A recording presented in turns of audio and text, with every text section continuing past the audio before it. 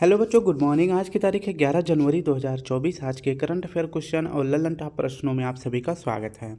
बच्चों, आज हम देखेंगे 11 जनवरी के 10 करंट अफेयर क्वेश्चन पूरी व्याख्या के साथ सॉल्व करेंगे और हर प्रश्न के नीचे 3 से 4 ललन टॉप क्वेश्चन रहेंगे जिनका हम रिवीजन करेंगे।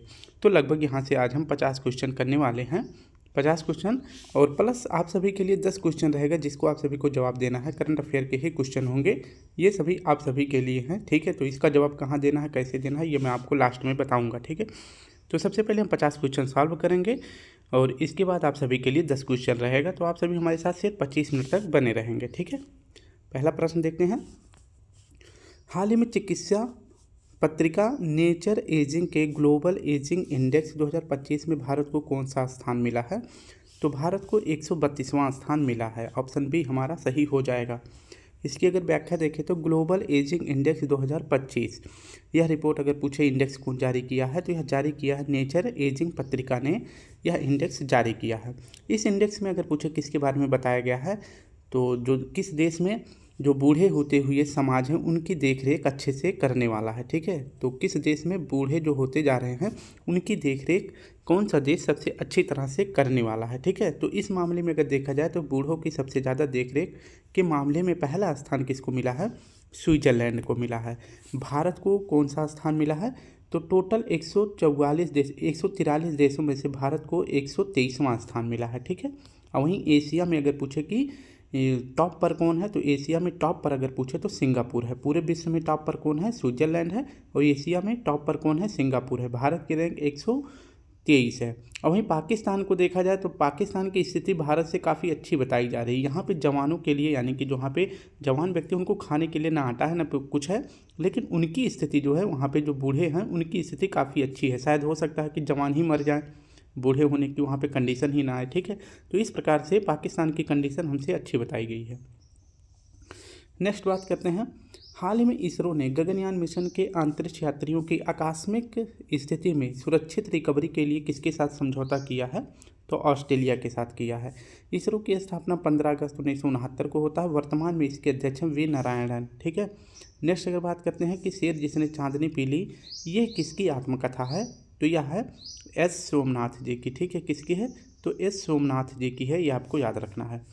नेक्स्ट है इनका जो कार्यकाल होगा, अगर पूछे कि कब से शुरू हो जाएगा तो इनका कार्यकाल जो है 14 जनवरी से शुरू होगा। ठीक है, 14 जनवरी से, और अगले 3 साल के लिए ये जो है इसरो के अध्यक्ष होंगे।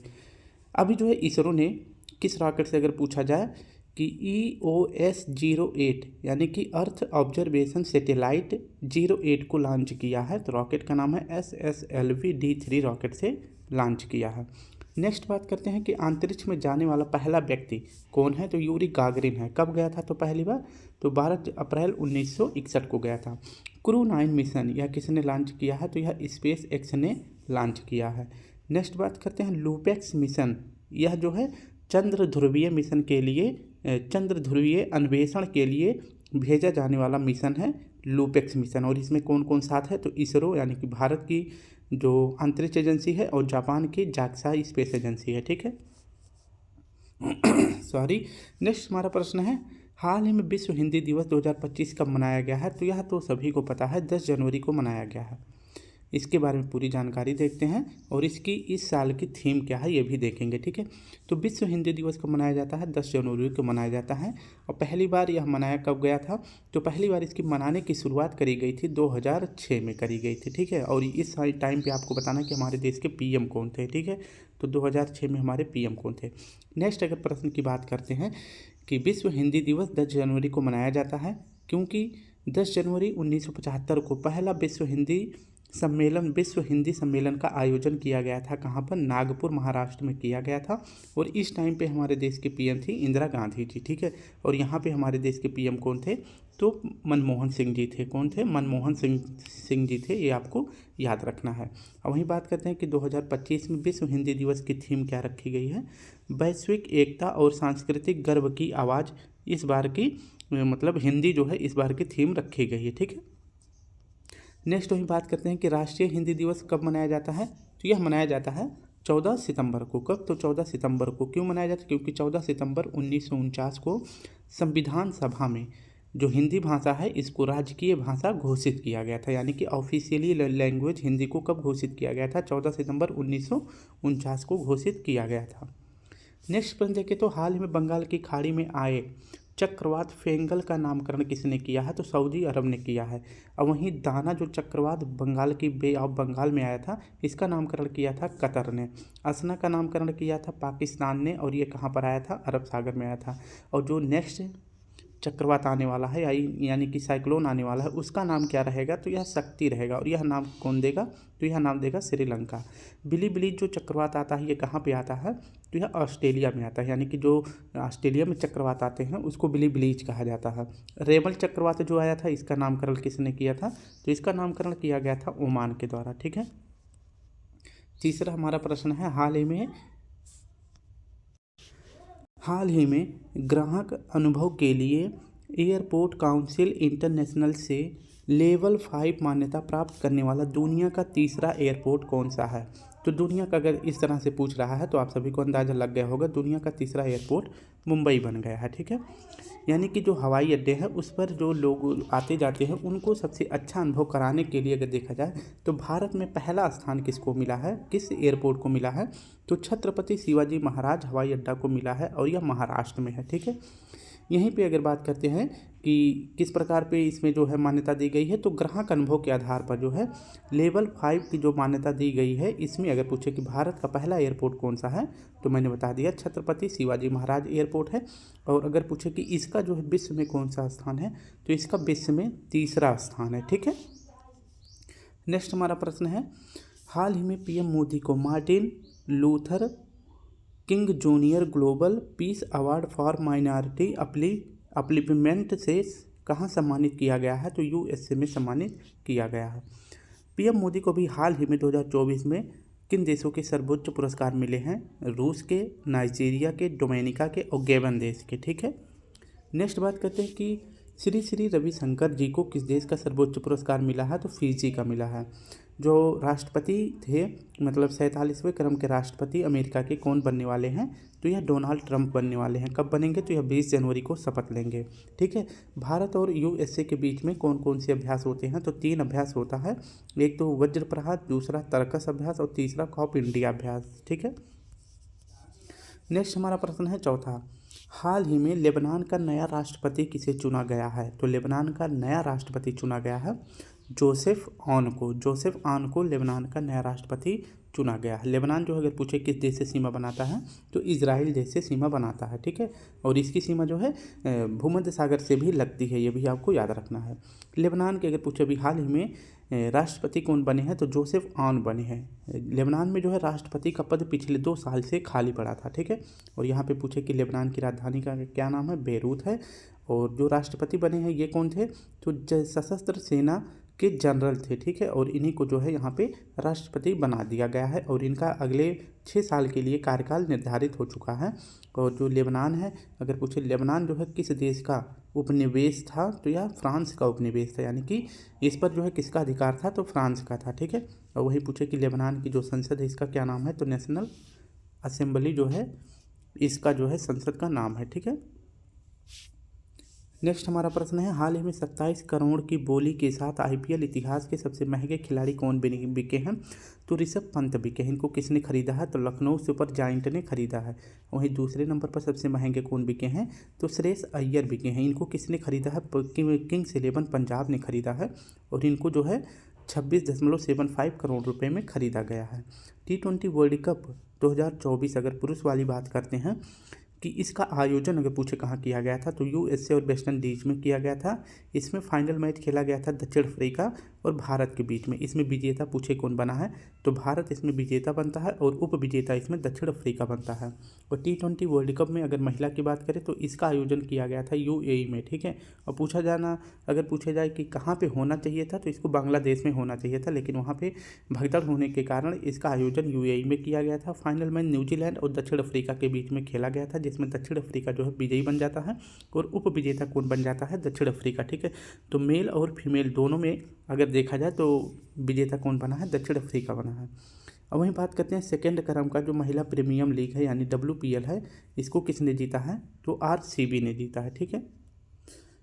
नेक्स्ट हमारा प्रश्न है आईसीसी हॉल ऑफ फेम में शामिल दूसरी भारतीय महिला कौन है? तो नीतू डेविड है। और पहली पूछे कौन है? तो डायना एडुल्टी है। सॉरी। नेक्स्ट हमारा प्रश्न है हाल ही में जबरदस्ती धर्मांतरण विरोधी कानून किसने 46 साल के बाद से लागू किया है? तो इसका सही विकल्प हो जाएगा अरुणाचल प्रदेश। ठीक है, यहाँ पे अरुणाचल हो गया, यहाँ पे प्रदेश हो गया। ठीक है, तो इसका सही जवाब क्या हो जाएगा? अरुणाचल प्रदेश हो जाएगा। इसकी अगर व्याख्या देखें तो हमारे संविधान में जो आर्टिकल है आर्टिकल 25, इसमें जो है किसकी बात करी गई है? अंतःकरण की स्वतंत्रता की बात करी गई है। किसकी? तो अंतःकरण की स्वतंत्रता की बात करी गई है। यानी कि व्यक्ति कोई भी धर्म मान सकता है या अपना सकता है, उसका प्रचार प्रसार कर सकता है, इस पर जो है उसे से कानून की तरफ से कोई रोक टोक नहीं है। लेकिन अगर जो है ज़बरदस्ती धर्मांतरण कराया जाता है तो यह जो है अपराध माना जाएगा। ठीक है, और इसी प्रकार से कुछ अरुणाचल प्रदेश में धारा जो है यानी कि अधिनियम 1978 के तहत अरुणाचल प्रदेश में जो है जो ज़बरदस्ती धर्मांतरण कराया जा रहा था उसको जो है बैन करा दिया गया था। ठीक है, लेकिन अभी फिर से जो है शुरू कर दिया गया है। कब से? मतलब 46 साल बाद फिर से यहाँ पे लागू कर दिया गया है। कहाँ पर? अरुणाचल प्रदेश में लागू कर दिया गया है। ठीक है, और पूछे कि अरुणाचल प्रदेश के सीएम कौन है? तो यहाँ पे पेमा खांडू हैं। ठीक है, ऑप्शन मतलब पेमा खांडू यहाँ के सीएम है, ये याद रखना है। ठीक है, नेक्स्ट प्रश्न की बात करते हैं हाल ही में खाद्य जनित बीमारियों को राष्ट्रीय आपदा किसने घोषित करा है? तो दक्षिण अफ्रीका ने करा है। और वहीं पूछे कि संविधान संशोधन प्रक्रिया कहाँ से ली गई है? दक्षिण अफ्रीका से ली गई है। लू को प्राकृतिक आपदा घोषित करने वाला राज्य पूछे कौन सा है? तो यह है मध्य प्रदेश। डेंगू को प्राकृतिक आपदा अगर पूछे किस राज्य ने घोषित करा है? तो कर्नाटक ने करा है। ठीक है, नेक्स्ट हमारा प्रश्न है छठा, हाल ही में हेनले पासपोर्ट इंडेक्स से 2025 में भारत को कौन सा स्थान मिला है?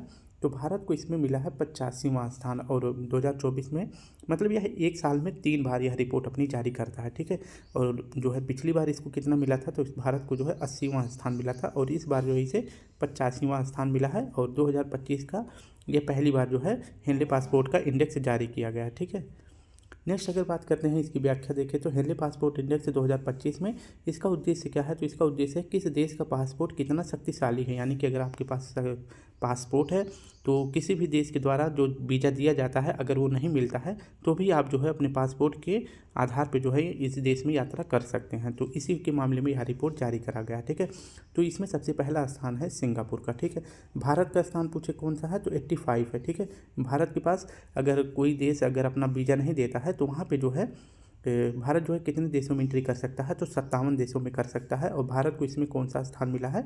तो 85वां स्थान मिला है। और वहीं अंतिम स्थान किसका है? तो अंतिम स्थान पे 106वां नंबर किसका है? तो आप सभी को पता है अफगान जलेबी का है। ठीक है, हाल ही में सार्वजनिक परिवहन के लिए पहली बार ग्रीन हाइड्रोजन बसें कहाँ प्रारंभ हुई है? लद्दाख में। भारत की पहली किसान स्पेशल ट्रेन किस राज्य के बीच चलाई गई है? तो बिहार और महाराष्ट्र के बीच चलाई गई है। भारत का पहला एनालॉग मिशन कहाँ शुरू किया गया है? लेह लद्दाख में किया गया है। ठीक है, और यहीं बात करते हैं कि लद्दाख में वर्तमान में कुल कितने ज़िले हैं? तो कुल 7 ज़िले हैं। ठीक है, क्योंकि 5 ज़िले अभी जल्द में ही बनाए गए थे। भारत का सबसे बड़ा राष्ट्रीय उद्यान पूछे कौन सा है? तो हेमिस है, हेमिस नेशनल पार्क, जो कि कहाँ है? लद्दाख में है। 7वां प्रश्न हमारा है गणतंत्र दिवस परेड 2025 में कौन सा संस्थान अपने 150 साल पूरे होने के उपलक्ष्य में पहली बार झांकी प्रदर्शित करेगा? ठीक है, तो इनमें से कौन सा हो जाएगा? ऑप्शन सी हमारा सही हो जाएगा। इसकी व्याख्या अगर देखें तो 26 जनवरी 2025 को भारत में जो है गणतंत्र दिवस मनाया जाएगा। ठीक है, और इस बार अगर पूछे कि गणतंत्र दिवस के मुख्य अतिथि कौन बनाए गए हैं? तो प्रबोवो सुबियांटो बनाए गए हैं। और ये किस देश के प्रेसिडेंट हैं? तो ये इंडोनेशिया के प्रेसिडेंट है। कहाँ के? इंडोनेशिया के प्रेसिडेंट है। ठीक है, अगर बात करें यहीं पे जो है पहली बार जो है झांकी जो है कौन सा संस्थान जो है, वैसे तो सभी राज्य जो है अपनी झांकियाँ को जो है प्रस्तुत करते हैं, लेकिन पहली बार कोई संस्थान जो है अपनी झांकी प्रस्तुत करने जा रहा है, उसका नाम है भारतीय विज्ञान विभाग। ठीक है, इसकी अगर बात करते हैं कि स्थापना कब हुई थी? तो 15 जनवरी 1875 को हुआ था। और इसका जो है 1.5 साल पूरा हो जाने के कारण जो है यह पहली बार अपनी झांकी जो है गणतंत्र दिवस में प्रस्तुत करने वाला है। ठीक है, और पूछे कि भारतीय विज्ञान विभाग का हेडक्वार्टर कहाँ है? तो यह दिल्ली में है। और इसके वर्तमान अध्यक्ष कौन है? तो मृत्युंजय महापात्रा जी वर्तमान में इसके अध्यक्ष हैं। वहीं बात कर लेते हैं कि 26 जनवरी 2025 की जो थीम रखी गई है क्या है? तो स्वर्णिम भारत विरासत और विकास जो है इसकी थीम रखी गई है। ठीक है, नेक्स्ट बात करते हैं डेयरी के अंतर्गत जो है एक पुरस्कार प्रदान किया जाता है जिसका नाम है राष्ट्रीय गोपाल रत्न पुरस्कार। ठीक है, इसमें अगर बात करते हैं 2024 में कितने व्यक्तियों को मिला है, तो 3 व्यक्तियों को मिला है, जिसमें पहला स्थान है रेणु का है, ठीक है, रेणु का है और ये कहाँ की हैं, झज्जर हरियाणा की हैं। इनको इनाम के रूप में 5 लाख रुपए मिले हैं। दूसरा स्थान मध्य प्रदेश का है, जो कि देवेंद्र सिंह तोमर को मिला है 3 लाख रुपए।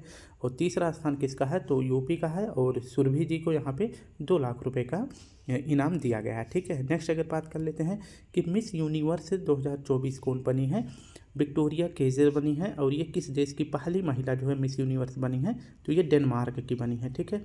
राष्ट्रीय गोपाल मिशन अगर से इसकी बात करें कि कब शुरुआत कराई गई थी, तो 2014 में किया गया था। जल संरक्षण के लिए सर्वश्रेष्ठ राज्य का पुरस्कार किसे मिला है, तो उड़ीसा को मिला है। सर्वश्रेष्ठ कृषि राज्य का पुरस्कार महाराष्ट्र को मिला है। सर्वश्रेष्ठ बागवानी राज्य का पुरस्कार नागालैंड को मिला है, ठीक है। नेक्स्ट हमारा प्रश्न है 8वां। हाल में भारतीय नौसेना में प्रोजेक्ट P-75 के तहत शामिल होने वाली छठी और अंतिम अत्याधुनिक स्कॉर्पियन श्रेणी की पनडुब्बी कौन सी है, तो इसका सही विकल्प हो जाएगा ऑप्शन ए। इसकी अगर व्याख्या देखें तो प्रोजेक्ट P-75 इसके तहत जो भी पनडुब्बियां निर्माण करी जा रही हैं, कहाँ पर की जा रही हैं, तो मझगांव डाक लिमिटेड में की जा रही हैं, ठीक है। तो और यह कहाँ पे है, यह मुंबई महाराष्ट्र में है। यहीं पर जो है फ्रांस और भारत के द्वारा इन 6 परमाणु मतलब 6 पनडुब्बियों का निर्माण किया जा रहा है, ठीक है। इसमें जो है 6 स्कॉर्पियन क्लास की पनडुब्बी तैयार करी जा रही हैं, जो कि डीजल से संचालित हैं, ठीक है। कैसी हैं, तो डीजल से संचालित है। जिसमें बात करते हैं 6 कौन कौन सी हैं, पहली है कलवरी, फिर खांडेरी बनाई गई, फिर करण, इसके बाद बेला, फिर वाकसीर, फिर इसके बाद बागसीर। तो छठे क्रम की कौन सी हो जाती है, बागसीर हो गई है, ठीक है। तो ये आपको याद रखना है, ठीक है। और किसके बीच तैयार किया गया है, भारत और फ्रांस के बीच। नेक्स्ट अगर बात करते हैं कि वैश्विक लैंगिक अंतराल सूचकांक, यह रिपोर्ट किसके द्वारा जारी करा जाता है, तो वर्ल्ड इकोनॉमिक फोरम के द्वारा जारी किया जाता है और इसमें भारत की रैंक है 129। नेक्स्ट है मानव विकास सूचकांक यानी HDI में अगर पूछे कि यह रिपोर्ट कौन जारी करता है, तो यूनाइटेड नेशन डेवलपमेंट प्रोग्राम के तहत जारी किया जाता है। इसमें भारत की रैंक है 134। वहीं बी रेडी रिपोर्ट किसने जारी किया है, तो यह जारी किया गया है वर्ल्ड बैंक के द्वारा और इसकी स्थापना 1944 को होता है, ब्रेटन वुड्स सम्मेलन के माध्यम से होता है और इसका मुख्यालय पूछे कहाँ है, तो वाशिंगटन DC में है, यानी कि WD में है, यानी कि वाशिंगटन DC में है। बहुराष्ट्रीय आयामी गरीबी सूचकांक अगर पूछे कौन जारी करता है, तो राष्ट्रीय स्तर पर यानी कि राष्ट्रीय स्तर पर नीति आयोग जारी करता है, जबकि यही रिपोर्ट जो है वैश्विक स्तर पर कौन जारी करता है, तो यूनाइटेड नेशन डेवलपमेंट प्रोग्राम जारी करता है। 9वां प्रश्न हमारा है, हाल ही में महाकुंभ मेला बीमा किसने लॉन्च करा है, तो आप सभी को पता है कि 2025 में जनवरी माह में जो है महाकुंभ मेले की शुरुआत हो जाएगी और इसमें जो है बीमा इसके लिए कौन लॉन्च कर दिया है, तो हमारा ऑप्शन सही हो जाएगा ए व बी, यानी कि ऑप्शन डी सही हो जाएगा, ठीक है। इसके बारे में व्याख्या देखते हैं। महाकुंभ मेला बीमा अगर पूछे कि सबसे पहले देखेंगे कि महाकुंभ मेले की शुरुआत जो है कब से होगी, तो यह 13 जनवरी से प्रयागराज में शुरू हो जाएगा, ठीक है। और जो है ये जो महाकुंभ क्षेत्र जितना आता है इसे जो है यूपी का 76वां जिला भी घोषित कर दिया गया है, ठीक है। तो ये आपको बात याद रखनी है। जो महाकुंभ मेला है इसकी शुरुआत किस दिन से होगी, तो पौष पूर्णिमा के दिन जो है प्रयागराज में महाकुंभ की शुरुआत हो जाएगी। कब, तो 13 जनवरी से और यह चलेगी कब तक, 26 जनवरी के बीच में चलने वाला है। और इन्हीं के बीच में 4 स्नान ऐसे होते हैं जो शाही स्नान होते हैं, ठीक है। तो ये पॉइंट भी आपको याद रखना है। अब बात कर लेते हैं कि जो महाकुंभ मेला बीमा शुरू किया गया है इसका उद्देश्य क्या है, तो इसका उद्देश्य है कि मान लीजिए बहुत सारी भीड़ होगी, यहाँ पे करोड़ों में लोग आने वाले हैं, तो इसमें मान लीजिए किसी का दुर्घटना हो जाता है, ऐसा ना हो, ऐसा सभी प्रार्थना करेंगे, लेकिन मान लीजिए इतनी भीड़ है हो जाती है भगदड़ में, मान लीजिए किसी का के साथ जो है दुर्घटना हो जाता है यानी कि उसकी मृत्यु हो जाती है, तो उसको जो है 1 लाख रुपए दिया जाएगा, किसके द्वारा, तो ये जो है महाकुंभ मेला बीमा के तहत जो ये लॉन्च किया गया फ़ोन पे और ICICI लिम्बॉर्ड के द्वारा जो योजना लॉन्च की गई है, इनके द्वारा जो है जिस व्यक्ति की मृत्यु हो जाएगी उसके परिवार को 1 लाख रुपये दिया जाएगा, ठीक है। और इसमें जो है क्या प्रोसेस है, तो अगर आप ट्रेन और बस से यात्रा करते हैं तो आपको जो है 59 रुपये का एक प्रीमियम लेना पड़ेगा, ठीक है। जो कि यह प्रीमियम कौन देने वाला है, ICICI लिम्बॉर्ड और फ़ोनपे देने वाला है, ठीक है। किससे यात्रा करेंगे, ट्रेन और बस से करेंगे, ठीक है। और वहीं अगर घरेलू उड़ान यानी कि फ़्लाइट का प्रयोग करते हैं तो यह प्रीमियम जो है यही जो है 99 रुपये का मिलने वाला है, ठीक है। तो ये भी आपको याद रखना है। और अगर दुर्घटना में जान जाती है तो 1 लाख रुपये मिलेगा, अगर जो है हॉस्पिटल में पहुंच जाते हैं तो 50,000 मिलेगा, ठीक है। तो ये भी आपको याद रखना है। और मान लीजिए अगर जो है ऐसा नहीं होता है, मान लीजिए आपने टिकट जो है बुक करा, चाहे बस और ट्रेन की या फिर फ़्लाइट्स की, अगर दोनों जो है कैंसिल हो जाती है या फिर जो है आप टाइम पे मतलब मान लीजिए यहाँ पे नहीं पहुँच पाते हैं, तो उस कंडीशन में भी आपका जो प्रीमियम पैसा है आपको जो है 5,000 रुपये के रूप में जो है आपको वापस दे दिया जाएगा। ठीक है, तो 59 रुपये का प्रीमियम लेंगे। अगर टिकट पे नहीं पहुँच पाते हैं, कैंसिल हो जाता है, तो 5,000 का मिलेगा। और अगर जो है मृत्यु हो जाती है 1,00,000, अगर एक्सीडेंट मतलब कुछ हो जाता है छोटा मोटा घाव या फिर आप हॉस्पिटल में पहुँच जाते हैं तो 50,000 रुपये। ठीक है, किसके तहत? तो महाकुंभ मेला बीमा के तहत। नेक्स्ट अगर बात करते हैं कि हाल ही में नासा ने किस उपग्रह पर पानी के नीचे जीवन की खोज के लिए स्विम रोबोट विकसित करा है? तो यह जो है यूरोपा उपग्रह के लिए किया है। और आपको बताना कि यूरोपा उपग्रह किस ग्रह का उपग्रह है? तो यह बृहस्पति का है। ठीक है, बी फॉर बृहस्पति का है। हाल ही में बृहस्पति के किस उपग्रह पर ओजोन की खोज हुई है? तो कैलिस्टो उपग्रह पर हुई है। आंतरिक ग्रह अगर पूछे कौन कौन से हैं, तो जो क्षुद्र ग्रह पाया जाता है, क्षुद्र ग्रह की जो पेटी पाई जाती है, इसके जो पहले 4 ग्रह पाए जाते हैं, यहाँ पे हमारा सूर्य हो जाता है, तो इसके जो पहले 4 ग्रह पाए जाते हैं इसको आंतरिक ग्रह कहा जाता है, और इसके जो बाहर 4 ग्रह पाए जाते हैं इसको बाह्य ग्रह कहा जाता है। ठीक है, तो चारों के नाम आपको याद रख लेने हैं। नेक्स्ट अगर प्रश्न की बात करते हैं, हाल ही में पुलिस और सेना भर्ती प्रक्रिया के लिए पार्थ योजना किसने लॉन्च करा है? तो वैकेंसी तो आनी नहीं है, सिर्फ योजनाएं ही जो है लॉन्च किया जा रहा है, चाहे जो सरकार हो, चाहे उत्तर प्रदेश हो, मध्य प्रदेश हो या फिर बिहार हो। ठीक है, तो इस प्रकार की योजना जो है शुरू किसने करा है? मध्य प्रदेश ने। ठीक है, इसके बारे में देखते हैं कि मध्य प्रदेश के सीएम कौन है? मोहन यादव जी हैं। ठीक है, इन्होंने यहाँ पे पुलिस और सेना के लिए बताया है कि जो भी यहाँ पे भर्ती आएगी उसका अगर कोई भी परीक्षा देना चाहता है या उसकी तैयारी कर रहा है, तो उसमें जो लिखित और फिजिकल टेस्ट होंगे उसका जो है प्रशिक्षण कौन करवाने वाला है? मध्य प्रदेश सरकार करवाने वाली है। ठीक है, किस योजना के तहत? तो पार्थ योजना के तहत। ना तो वैकेंसी आने वाली है, ना इनका जो है प्रशिक्षण किया जाएगा या। ठीक है, तो इस प्रकार का कुछ कहा गया है। ऐसे अनुमान लगाया जा सकता है कि जैसे मतलब बारिश नहीं हुई है और सबको जो है भंडारे का जो है निमंत्रण दे दिया गया है। ठीक है, तो इस प्रकार की कुछ इनका योजना है। बात करते हैं गुरु तेग बहादुर शहादत दिवस कब मनाया गया है? तो यह 24 नवंबर को मनाया गया है। खालसा पंथ की स्थापना कौन किए थे? तो गुरु गोविंद सिंह जी करे थे 1699 में। करतारपुर साहिब कॉरिडोर किस नदी पर स्थित है? तो गुरु नानक जी की याद में मनाया जाता है, मतलब इनका जो है यहाँ पे स्थान है। और यहाँ पूछे किस नदी के किनारे स्थित है? तो यह रावी नदी के किनारे स्थित है पाकिस्तान में। ठीक है, रावी नदी के किनारे स्थित है पाकिस्तान में, जो कि भारत और पाकिस्तान की सीमा पर है। नेक्स्ट अगर बात करें कि किस अनुच्छेद के तहत के अनुसार सिख समुदाय के लोग कृपाण यानी कि जो कटार होती है उसको धारण करते हैं? तो आर्टिकल 25 के तहत। ठीक है, अब आप सभी के लिए 10 प्रश्न मैंने बताया था टेस्ट के रूप में। अगर आप सभी इसका सही सही जवाब देते हैं तो आपको छोटे मोटे इनाम दिए जाएंगे, या फिर आप चाहेंगे तो उसका जो है पैसे भी हम दे देंगे। ठीक है, लेकिन आपको जो है सबसे पहले जो व्यक्ति इसका रिप्लाई देगा, इसमें जो है आपको मेरा जो है व्हाट्सअप नंबर भी दिया जाएगा। कॉल बिल्कुल नहीं करनी है क्योंकि रिसीव नहीं करूँगा। ठीक है, और अगर आपको कोई भी जवाब हो इसका जो है सही सही जवाब जो दे देगा, सबसे पहले जो देगा उसको जो है कुछ इनाम दे दिया जाएगा। ठीक है, ये तो कंफर्म हमारी तरफ से है, जो सबसे पहले देगा। ठीक है, तो 10 प्रश्न हैं और हर प्रश्न पर जो है आप सभी को सबसे पहले रिप्लाई देना है। ठीक है, कहाँ पर? व्हाट्सएप में। ठीक है, तो पहला प्रश्न मैं पढ़ देता हूँ, बाकी के आंसर आप सभी के लिए हैं। ठीक है, खेलो इंडिया यूथ गेम्स 2025 किस राज्य में आयोजित किया जाएगा? ठीक है, नेक्स्ट प्रश्न है, इसका ऑप्शन भी पढ़ देते हैं, महाराष्ट्र, कर्नाटक, बिहार, पंजाब। ठीक है, नेक्स्ट हमारा प्रश्न है 55वां भारतीय राष्ट्रीय फिल्म महोत्सव 20 से 18 नवंबर 2024 तक कहाँ आयोजित किया जा रहा है? तो इसको भी बताना है आपको। नेक्स्ट अगर बात करते हैं, हाल ही में इसरो ने गगनयान मिशन के लिए किस देश की स्पेस एजेंसी के साथ समझौता किया है? जापान, ऑस्ट्रेलिया, चीन, जर्मनी। नेक्स्ट हमारा प्रश्न है, हाल ही में कौन सा देश ISA का पूर्ण सदस्य बना है? तो इसका सही विकल्प बताएं क्या हो जाएगा? New Zealand, Guyana, Zimbabwe, Armenia. हाल ही में श्रीलंका के प्रधानमंत्री कौन बने हैं? तो हरिनी अमरसूरिया, अनुरा दिसानायके, KP शर्मा ओली या सीमा यादव। हाल में विश्व टेलीविज़न दिवस कब मनाया गया है? 19 नवंबर, 20 नवंबर, 21 नवंबर, 22 नवंबर। Army chief general Upendra Dwivedi को किस पड़ोसी देश के राष्ट्रपति ने अपनी सेना के जनरल की मानद उपाधि दी है? भूटान, ईरान, रूस, नेपाल। 8वां प्रश्न है, सर्वश्रेष्ठ समुद्री राज्य का पुरस्कार किसे दिया गया है? ये तो अभी मैंने पढ़ाया है, अगर आप सभी को ध्यान हो तो आंसर भी दे सकते हैं। ठीक है, नेक्स्ट बात करते हैं, हाल ही में टेस्ट किए गए दुनिया के सबसे ताकतवर रॉकेट का क्या नाम है? Falcon 1, starship, Soyuz, Chandrayaan 2।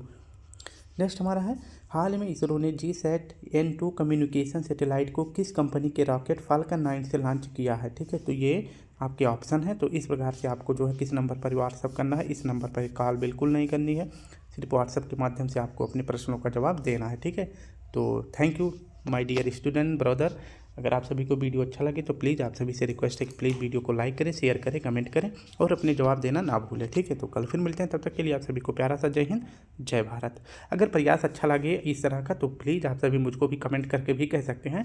अगर अच्छा नहीं लगता है तो प्लीज़ आप सभी मैसेज में भी बता सकते हैं कि ऐसा मत करिए, तो मैं छोड़ दूँगा, ठीक है। तो ध्यान रखें, कल फिर मिलते हैं। जय हिंद, जय भारत।